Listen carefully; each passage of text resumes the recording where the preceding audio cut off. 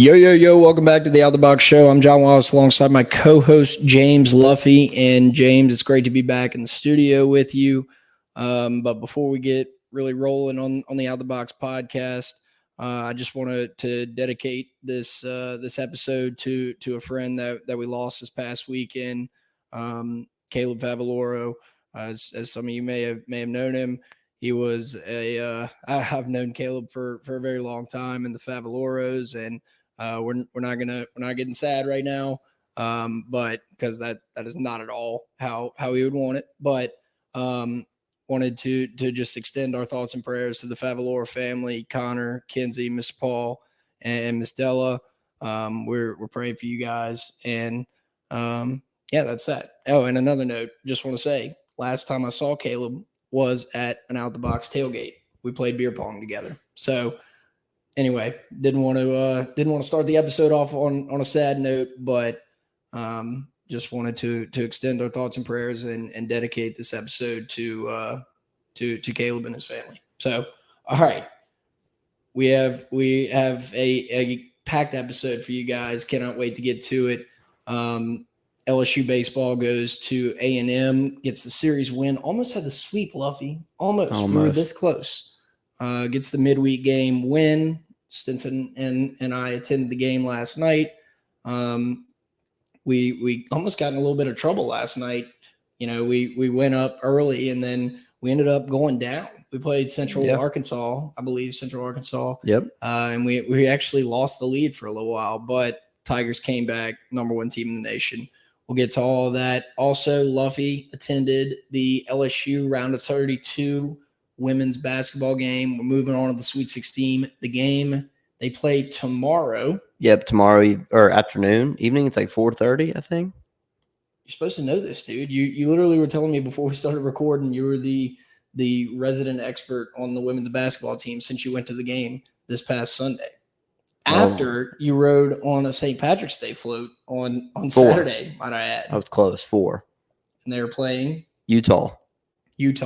So I saw some videos today. I think they just departed today to get to where's their site? It's in Greenville, South Carolina, I believe. Yeah. Yeah. So I saw videos of Kim Mulkey and the team getting off the bus. They're ready to rock and roll. Luffy's going to recap the game from the PMAC perspective. Maybe a little missed news here and there. Yeah, it was really fun. But before we get to all that, I want to give a huge shout out to the Boot Crew Media Network, bootcrewmedia.com, and on social media at Boot Crew Media. Chris Calderera posted his first article of the LSU baseball season, recapping LSU series win over Texas A&M. Head on over to bootcrewmedia.com and check it out today. He writes like a poet, like a Henry David Longfellow Thoreau or whatever his name, or Edgar Allan Poe Thoreau, or I don't know. I think I'm kind of mixing the names. David Allan Coe. David Allan Coe Thoreau Poe. Perfect.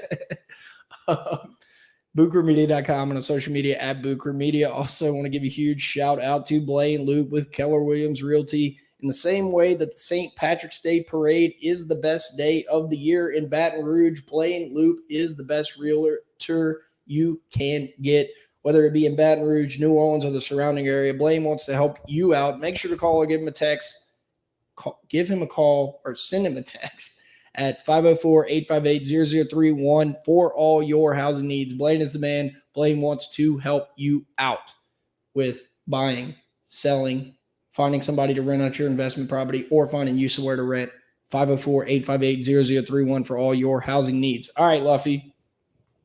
This was a pretty packed weekend. Like we mentioned, we'll do a little St. Patty's Day recap, I guess, before we get to the baseball, just so the Out the Box fans will know that our recap of the Saturday game might be a little spotty, right? Like we've known before, when we were on the Toth float, it's very hard to pelt people with beads and watch a baseball game. Yeah, and Friday we had a wedding. Wedding. I went to a wedding, so missed most of the game, but I think I got the summary for that one. Yes. I was not at the wedding, but I was keeping up with the game, kinda. It was kind of a blowout. LSU got the job done. Skeens dominated. Did his thing. LSU got the dub 9-0. I think the important thing, we'll talk about Skeens a little bit because it was the start of the SEC season, and this Texas A&M team was on LSU Sports.net it said they were number 11, but on the TV broadcast it said they were number 15. Either way, just say you take the worser of the two, like as far as like talent wise, we hung with the number 11 team in one poll. And we not hung with, we beat them substantially on Friday night. We went to College Station, got the job done at Bluebell Park. And I think that was what this LSU baseball team needed to do. Get there Friday night, first SEC series on the road. Like, let's go. Yeah. Right? Let's see what we got. And I think that's kind of what Jay Johnson does with his aggressive scheduling / tinkering. But like we said, Paul Skeens, he did his typical Friday night thing, going 6 innings, gave up 4 hits, 11 strikeouts. It's crazy because you would expect there to be a drop off in number of innings pitched, strikeouts, hits given up. He might have given up a 1 or 2 more hits than his average, but overall, it looked pretty much the same as it did against the crappy teams that we played. Yeah, and I don't expect much of a drop off just because his stuff, it's 98 to 100. That's pretty much where he sits fastball wise, and he throws a changeup at 90 something miles an hour. Yep, a slider that's coming in there, but the fastball runs as well. Just really, really hard stuff to hit. He's thrown a lot of pitches. That's one thing to maybe be concerned about, but other than that, I mean, his stuff it's really, really good.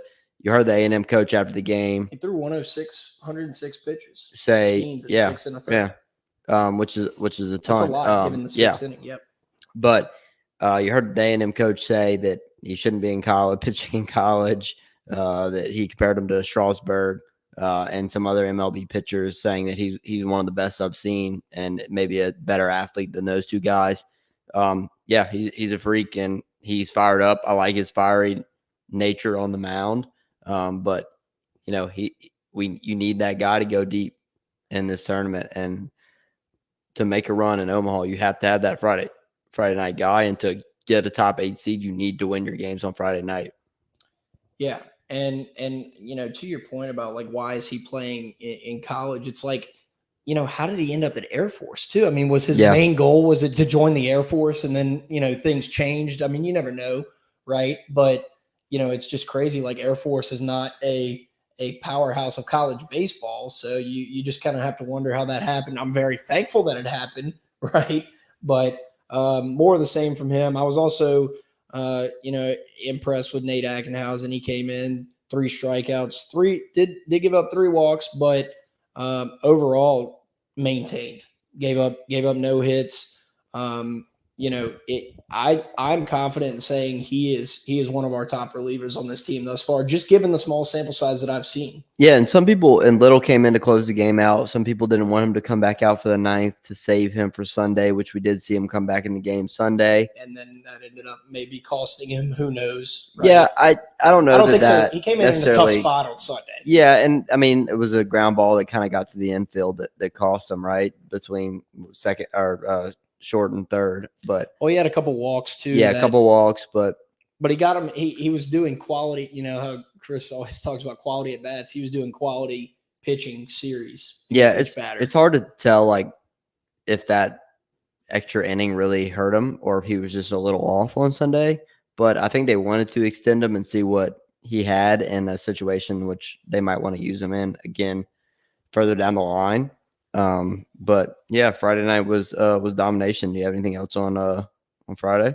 I do want to say one thing. Every time it seems like I look at a box score of LSU baseball, we score in the first inning. Mm-hmm. Like I don't think I've ever. I mean, I'm not gonna say ever or never or whatever, but it just seems like we're like great at jumping on the opposing pitcher and the opposing team, getting quality at bats. I mean, our first 5-6 batters are some of the best in the best in the country. Yeah. And I think that's going to be important heading on into the season to jump on these teams. It takes the pressure off of your pitchers, right? Paul Skeens can go out there and say, you know what, if I give up a hit, and even if he gives up a jack or a 2-run homer or whatever, we're still in the games. He can still go late into the 6th, 7th inning, throw 100 pitches, and then you have the next 2 days. If you get that Friday night win, you have the next 2 days to, and I'm not even going to say whole staff because we have solid starters for Saturday and Sunday. I'm just saying it gives you the flexibility and it takes some of that pressure off getting the Friday night win, having your Friday night guy go late into the game. Yeah, and that was something we struggled with last year, not being able to do that really at all. Yes. Saturday, talk about Floyd a little bit. Yes. So Saturday was a 2 p.m. game. I think the parade in Baton Rouge was over by 2 p.m. But we were really tired after the parade. You wake up early, you slinging beads, your arms sore. You're trying to make sure everybody gets their beads that they can throw for the next parade. No, but that was a lot of fun. LSU gets to win 12-7. We went down in this game. I think we were down 4-0. And then scored 6 in the fourth. Yeah, big bomb by the freshman Bear Jones, who again had a solid weekend. But Ty Floyd struggled a little bit. Let's see. He went, I think, under 4 innings, and that's something that I think in the third. Yeah, I think that's something that he missed a double play that was a 1-6-3 double play that could have got him out of an inning, and that hurt him. But he shows flashes of good stuff, but then at times it's like that's hittable. Like if he's not able to locate it and they know it's coming, and he has to throw the fastball, then they can hit it. So it's all about location for him. And I think that he's a big key. Him and Hurd are like the 2 biggest keys of this team. And Hurd struggled a little bit as well on Sunday. And that, luckily we had some good relief pitching, and we're able to score a bunch of runs. And that's what this team can do to make up for maybe a struggling starter on any given day. And, they can come and just destroy the other team's pitching and score 12 runs. And that's kind of what I meant. It's almost like you have to hold the line until LSU's bats just break through, right? Yep. You know how in Braveheart, they're like, hold, and then right at the right moment, freedom. But like you were saying, I mean, our relief pitching, that's what I meant by whole staff. It's like, just say, for example, Paul Skeen's going to go out there and at least pitch well on Friday nights.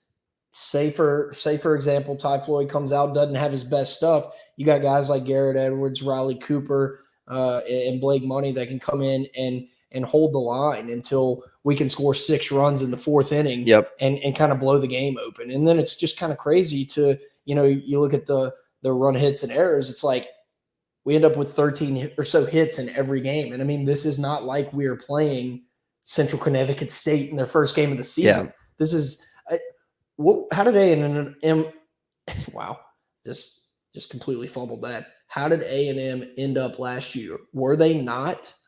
They definitely were in Omaha, correct? They lost. They said it on the broadcast. I want to say they were the runner. No, hold on. I'm gonna look that up real quick. But it's not like we're playing a bunch of scrubs here, And to shout out some of the hitters that played well this weekend. Josh Pearson. A lot of people were assuming Joe Bear, I think, would start. Pearson started all 3 days, and he had 4 hits and drove in 5 runs. That's a solid weekend. Paxton Kling, the freshman, struggled. I think he had 1 hit. One hit, struck out 8 times, was struggling a decent amount. That's just part of being a freshman for him. But Pearson, really good weekend. I think Jay Johnson used his word multiple times in his press conference. He trusts Josh Pearson. So I think you're going to see him a lot this year, as long as he, keeps producing, which I think he will. I love the way Jay Johnson, you can just tell he's like a player's coach by saying things like that. Like, I trust him. Like, I'll put him up against anybody. And the way that he's worked different players into the lineup. Granted, he's got just some juggernauts, and he's got to find a way to work them into the lineup somehow because he has to see what he's got. But what I'm saying is, if this was a few years ago, I mean, you'd have the same starters heading into SEC play. Like, we have gotten to see so many different scenarios, over the past 2 years. Like, for example, Trey Morgan and left. He trusts Trey Morgan enough and left, which granted, Trey Morgan, great athlete, great baseball player. We know that. But what I'm saying is that's a big step going from first base to left field. Just whenever you've been doing it at the college level for what, 2-3 years already. It's just kind of mind blowing how he does that. And, rightfully so. You have to be able to trust your entire team. And it feels like he does that. So, all right, moving on to, why is this like the hardest thing ever to find out Sunday? How A&M finished up? Yes. So moving on to Sunday, it felt like we were going to win the game as you kind of got closer to it, and then it felt like it just kind of fell apart in the late innings. Final score of 6-8. It just felt like A&M being at home, their home field advantage kind of willed them to victory. Them not wanting to get swept. We left guys on. I think their starter walked 6 guys in 3 innings, and we just couldn't get guys across the plate. The rule on Sunday, John, my rule for Sunday games is what? Score 10 runs. You must score 10 runs to win on Sunday. Okay. If you don't do that, you don't deserve to win. We made some mistakes in the field. We couldn't capitalize. We had bases loaded, no outs at one point. We only scored 1 run, which is not good. Struck out in big spots, hit some hard balls. I think that it was Bear Jones that hit a hard ball with either the bases loaded, and it was just right at somebody. But yeah, it just wasn't our day. Their relief pitcher came in and threw really well. The left-handed freshman pretty much shut us down, and that kind of carried them on to victory. Riley Cooper didn't have it on Sunday. Hurd didn't have it, and Hurd really, I think, is the guy they want to move to be the Saturday starter. So it was disappointing to see him struggle. Hopefully, it was a little cold in College Station, so hopefully he'll improve and continue to improve and move into that Saturday role, because it's really important to have 2 solid starters. And right now, I feel like we know we have one, and we're waiting for Floyd or Hurd to grab that second spot, or somebody else, whether they try Little. But it seems like they want to use Little in the bullpen as a closer, as he kind of got unlucky and walked a few guys. And then a ground ball went through the middle and ended up, costing us the game pretty much. But wasn't on Little. We got to produce. The bats got to produce on Sunday when you have that many opportunities and that many guys on base, and they just didn't get it done. It never felt like our day. Yeah, I think what Jay Johnson, what he was doing by putting Christian Little in on Friday night and on Sunday is trying to. I feel like he wants Christian Little to be his closer. I mean, you got a hard throwing guy that has a demeanor on the mound that you want as your closer. Just all seriousness gets hype. I think a few things kind of bounced the wrong way. Like you said, there was a couple unfortunate walks. That's to not sound like Paul Maneri, that's just baseball, right? That's just sometimes the ball bounces funny some days. But anyway, overall, I think Jay Johnson knew he had the series win in his back pocket. I think he knows it's a long SEC schedule coming up, and to play with what you got. And even if that means you drop the third game of a series, the whole goal of every SEC series is to win the series. And once you do that. Yeah, we talked about it last week. We said a successful weekend was 2 out of 3, and we got it done. Got to get 20 SEC wins. That's the goal. So Texas A&M last year went 2-1. No. Hold on. I'm sorry. I'm messing this up. They went 1, 2, 3. Why is this the most difficult thing ever to read? They went 2-2. So they went there. They lost to Oklahoma, who ended up playing Ole Miss in the College World, like in the championship series. Yep. So all that to say, a top 8 team in the country last year. Now, granted, they've lost some starters and whatnot, but the whole point is that they're not Central Connecticut State. Yeah, no doubt. All right. So we'll talk a little bit about the midweek game. Yeah. So Stinson and I were sitting behind home plate, kind of a little off to the side under the grandstand, and we were on TV. Did you see us? Yeah, I saw y'all. We saw y'all. Me and McCain were watching in here. Okay, because I was texting you and we were talking baseball and all that. And I didn't even know if you knew I was at the game, but clearly you found out.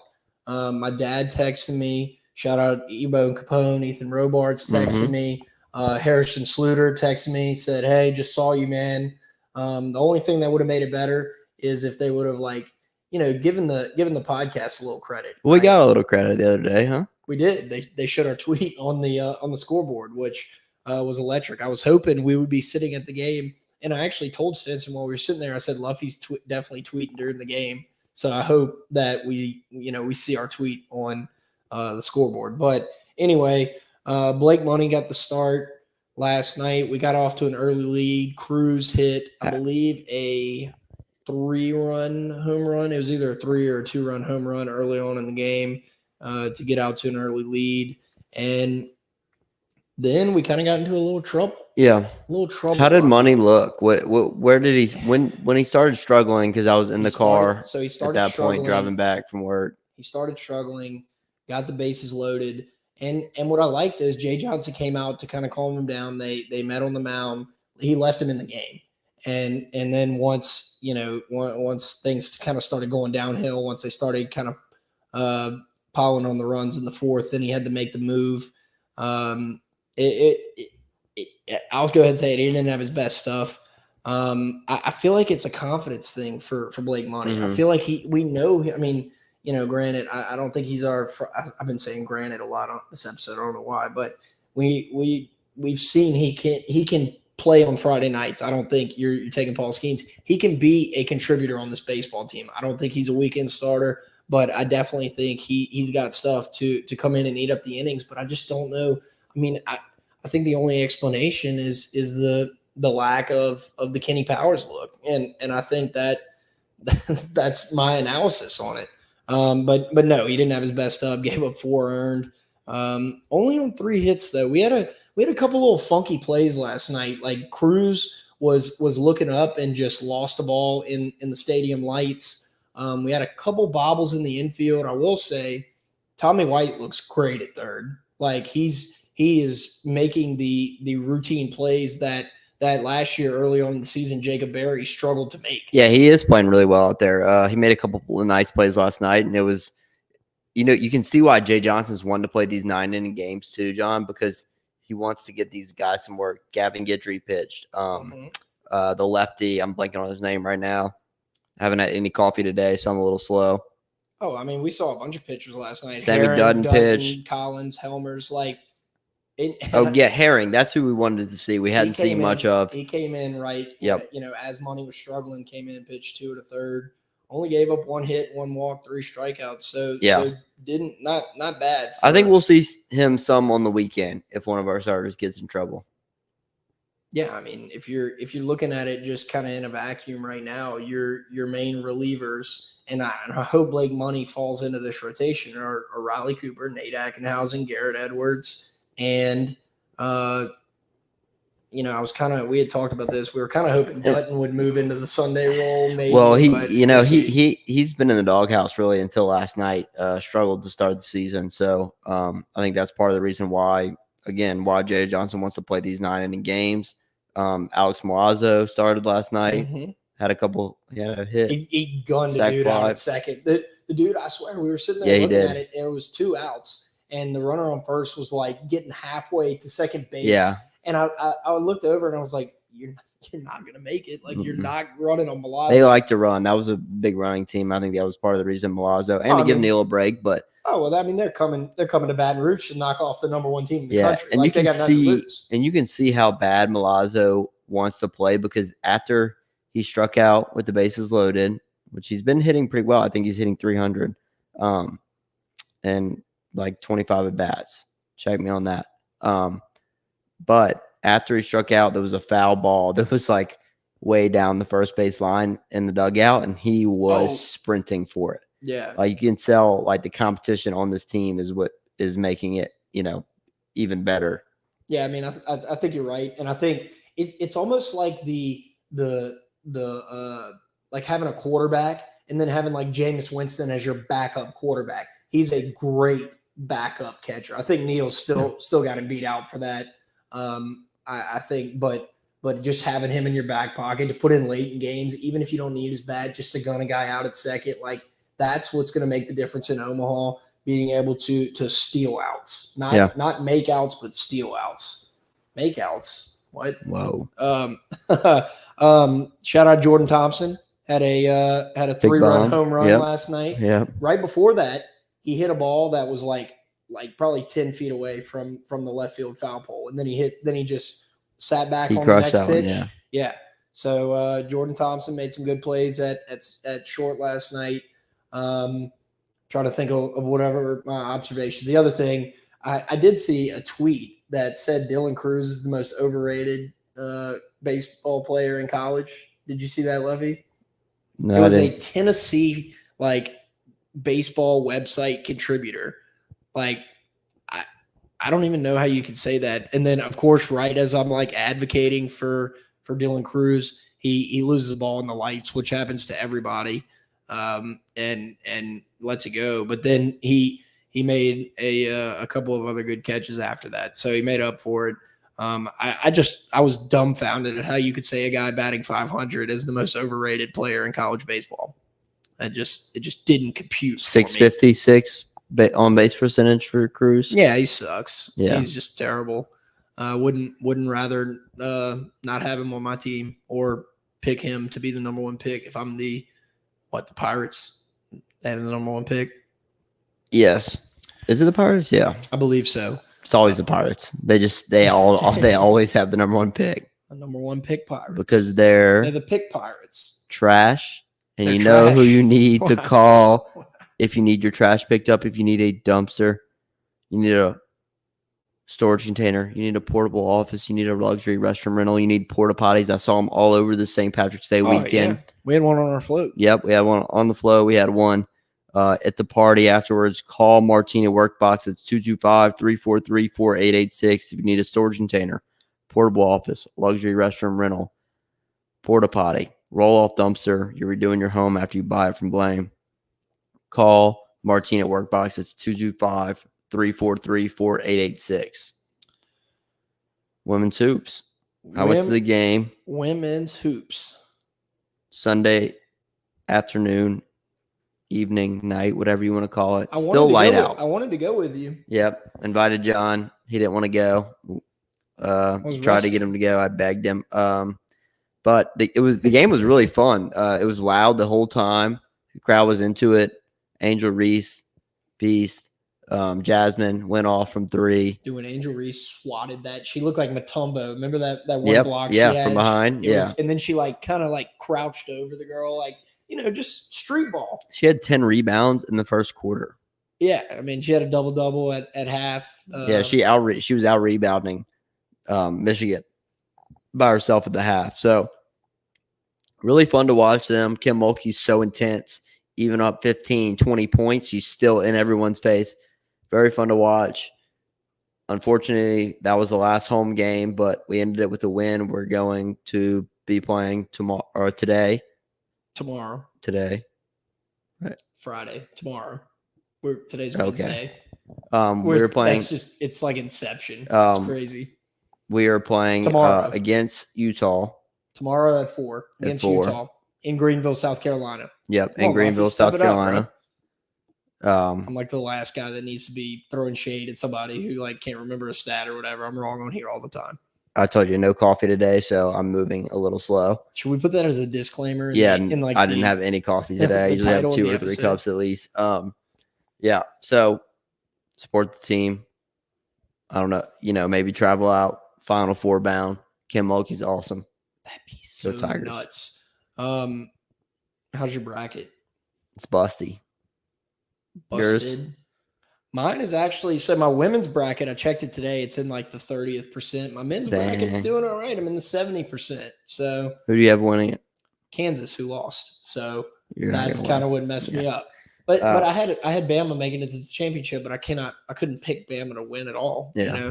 That goes against Like I don't. I hope the Blue Jays like win it. them. Shout out Mr. Dennis. I hope the Blue Jays win it. Shout out Mr. Dennis. We've been saying it for a while. We need to our resident Blue Jay fan. We need to get him Mr. back on. Dennis Hell yeah. back on the podcast pretty soon. All right.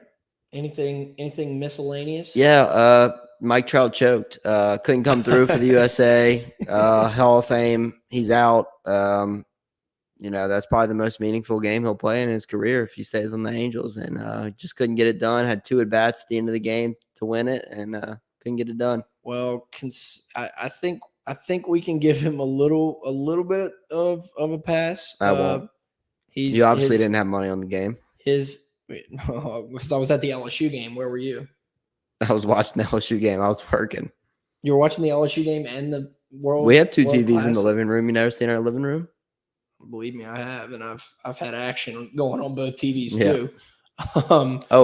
18-1 this past Sunday too, live on Taylor Moore Golf. Pretty good, John. You would love that. So that's your house always wins pick. No, that already happened. Oh, okay. Do you have a house always wins pick? Golf already started. Yeah, Lady Tigers money line. Cool. Well, we're I think I'll ride with you on that. Why don't we just do that? We'll ride with you on that, Luffy. Oh, never mind. We're -5.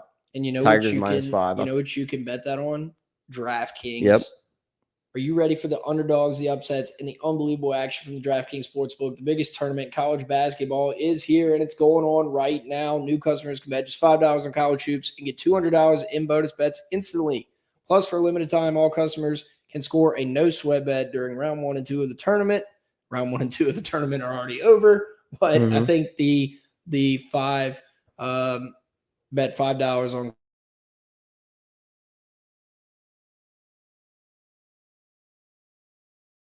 college hoops sweat bet this weekend. If it doesn't hit, you'll get a bonus bet back up to $10.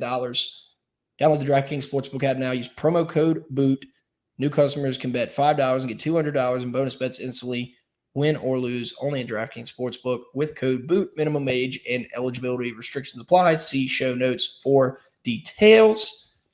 Also, I want to give a huge shout out to the House Bar in Tigerland. Saw Casey was sitting. I was actually jealous. He was sitting with Chris Reed, literally like the first row of right behind home plate last night. He was at the baseball game.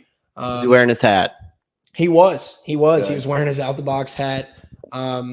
Speaking of that, shout out to Who's the bracket challenge right now. Can you give us an update on who's winning the bracket challenge? Going to win a free debut out the box polo and an out the box hat. We are going to order it specially fit for you. So we are waiting to order the shirts so that we can get the winner the exact size they want. We're not like a t-shirt cannon where we just throw extra larges out. No. Oh no. Guess who's winning the bracket challenge? Oh no. Our very own. No. Road Dog. Rory? Yep. Is he? All right. Well, none of us can win. We were just in it. But Looks like Michael Abah in second. Yeah, I did. I saw Nado's Abah. Conscious is in third, but he has Arizona. Vinny Drybones. We're not gonna be able to find out who it is. And fourth, Lynn Rollins Fan Club also tied for fourth, and Big Money Booyah 17 also tied for fourth with David F. All right, and him also tied for fourth. Okay. All right. Well, hopefully somebody with a legible name will be able to get them the out the box shirt and the out the box hat. But you know what? It's close. It's tied up top. Good. That's how we like it. We want it to go down to the wire. And we promise if one of us wins, which it doesn't look like you or I is going to win, but if Rory wins, he will not get he's going to get an out the box polo, but he will not win the bracket challenge. Shout out Rory. Rory got engaged. Did you know that? Yeah, shout out Rory. Old Rory growing up right in front of our eyes, getting engaged, having kids. And, you and I are just sitting here shooting it on a podcast. We need Rory back, though. We really do. He has been saying he wanted to get things back. There's not much more like milestones in life. Like I guess unless they decide to have another kid, there's not much more milestones in life. The wedding. The wedding, which I'm looking forward. Hopefully we'll get an invite. But hopefully he'll return. So thank you guys so much for listening. We cannot thank y'all enough. This is a great time of year. It's baseball season. It is our favorite time of year at Out the Box. It's the reason we are still doing this podcast. LSU baseball is going on. They're on a tear. They're going on a tear this year. We didn't really preview Arkansas, but needless to say, they're an SEC baseball team. So it's going to be a good series. First SEC series at the box this coming weekend. Get out to the box. I think the weather's going to be good. I did not check it. I'm afraid to check the weather because every time I say it's going to be one thing, it ends up changing to being the other. But all that to say, thank you guys so much for listening. We'll see y'all out there this weekend. Shout out to the House Bar in Tigerland, Workbox LLC, Blaine Loop with Keller Williams Realty. We also want you to know that Keller Williams and Eagle Opportunity Housing Partner, each office independently owned and operated.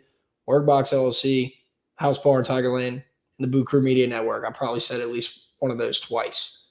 But yeah, Luffy, I think what we need to do next year for the bracket challenge. You had a lot of pressure on you with these shirts. Oh, it's happening. It's happening. The next year, no, what we need to do is say the worst bracket is the winner. Instead of the one that wins, we need to say the worst bracket. Then that way, me and you would be right there in it. Or you give one for like first and dead last. And nerds like Rory, like, won't win, even though he can't win, but he won't. Facts.